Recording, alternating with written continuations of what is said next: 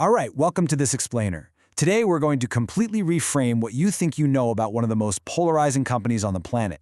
We are digging into the unauthorized history of Tesla. And my goal here is to prove to you that over the last 2 decades, they haven't actually been acting as a traditional car company at all. Instead, they've been executing one unified long-term strategy, a strategy that is really only fully revealing itself right now.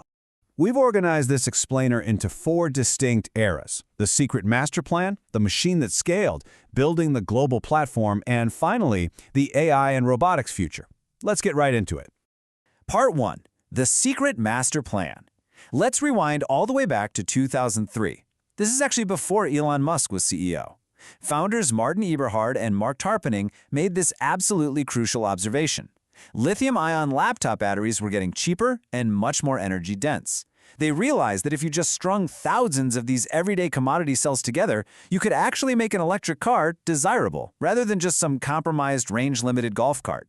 Fast forward to 2006, and Elon Musk publishes a blog post literally titled, "The Secret Tesla Motors Master Plan." It laid out an exact treasure map. Build a sports car, use that money to build an affordable car, use that money to build an even more affordable car. What you should take away from this is that the wildly expensive original Roadster, it was absolutely not a vanity project. It was essentially a battery engineering company's very first funding mechanism. They literally needed rich tech bros to finance the R&D required for everything else. Think of it like a funnel or a ladder. They designed this to start narrow and incredibly expensive at the top and purposely widen and cheapen the product with every successive generation to build massive volume. A normal car company just wouldn't operate this way. Tesla wasn't trying to find a cozy, profitable niche. They were attempting to fund a sheer descent down the cost curve. But, and this is so important, to really understand this company, we have to hold 2 totally opposing thoughts in our heads at once. Because despite having this visionary master plan, Tesla missed our early deadlines so severely that they were literally days away from bankruptcy in December 2008. They were bleeding money on every single Roadster they built. It ultimately took a last-minute cash injection, largely from Musk himself, to save the entire company right before Christmas. Part 2. The machine that scaled. Having barely survived 2008, Tesla used a 2010 IPO and a government loan to build the next step down that ladder, the Model S. And man, this vehicle fundamentally flipped the entire industry narrative from "can an EV even work?" to "why on earth would you buy anything else?" The Model S completely reframed what a car actually was. Legacy automakers were building vehicles with outsourced parts that depreciated the literal second you drove them off the lot. Tesla, on the other hand, essentially built a centralized software platform sitting on a flat skateboard chassis. By using over-the-air software updates, a Tesla actually gained new features and got better while you slept in your bed. It was functioning almost exactly like your smartphone. To support this entirely new paradigm, they flat-out rejected the industry standard of outsourcing. Instead, they built 4 interlocking moats: the product itself, the vertically integrated manufacturing, the fleet data, and crucially, the Supercharger network. They knew a great electric car was useless without a reliable way to charge it. So they took on this massive, insanely capital-intensive burden of building their own continent-spanning infrastructure. And it was so successful that rival automakers were eventually forced to just adopt Tesla's charging standards. However, ambition crashed violently into reality with the Model 3.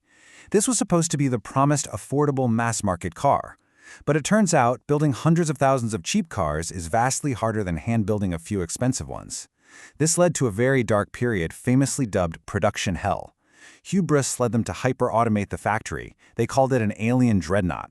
Well, it failed spectacularly. The robots jammed, the company bled cash, and they literally had to rip out the automation and build cars in a giant canvas parking lot tent just to survive.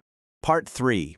Building the global platform. But they did survive. And having endured that severe manufacturing trauma, they finally proved they could build at massive volume. They realized that the car itself was no longer their primary product. The factory was the product. They started calling it the machine that builds the machine. And they deployed this massive scaling concept globally. Gigafactories started popping up across 3 continents, from Nevada to Shanghai to Berlin. At the very same time, they were ramping up grid-scale batteries like the Megapack. Now, this is a huge takeaway. While everyone was totally distracted by the cars, Tesla was quietly fulfilling that secondary clean energy promise from the 2006 master plan, deploying massive batteries to stabilize renewable power grids around the world.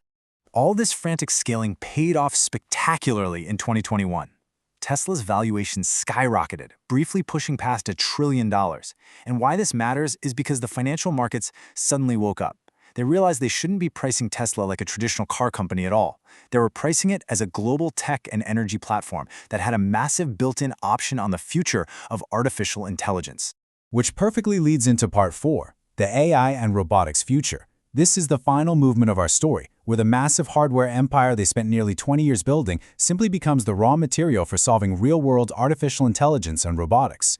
To pull this off, they completely reframed their millions of cars as data-gathering sensors. Tesla made this incredibly polarizing bet on autonomy. See, the rest of the industry relied on expensive LiDAR sensors and highly detailed pre-mapped routes. Tesla threw all of that out. They wagered that if humans drive using only our eyes and a brain, well, computers can drive using only vision-based cameras and neural networks that are trained by the billions of miles of data collected from their customer fleet. Yet again, we've got to hold two thoughts at once. Tesla's timeline is famously chaotic. They consistently promise the impossible and wildly miss their deadlines, often by years. But they also bend enormous resources to eventually make these science fiction concepts a reality. We saw it happen with the highly divisive Cybertruck, and it's happening right now with their autonomy projects. This massive push into AI triggered the intense compute wars. Training these driving neural networks requires absolutely staggering amounts of processing power.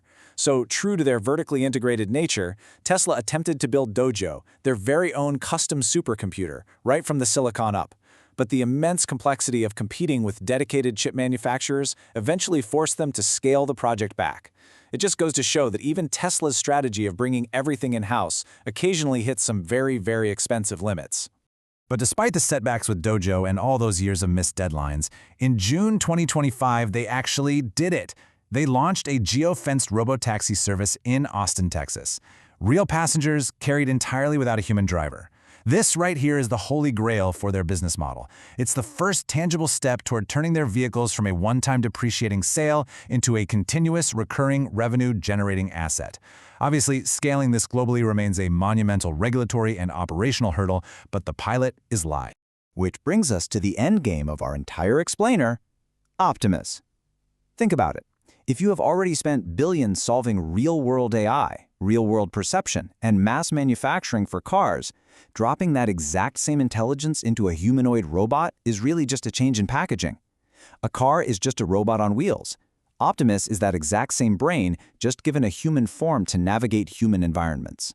Now, keeping in mind the CEO's own candid admission that these robots don't genuinely do useful, scalable work just yet, I want to leave you with this final, provocative thought to ponder.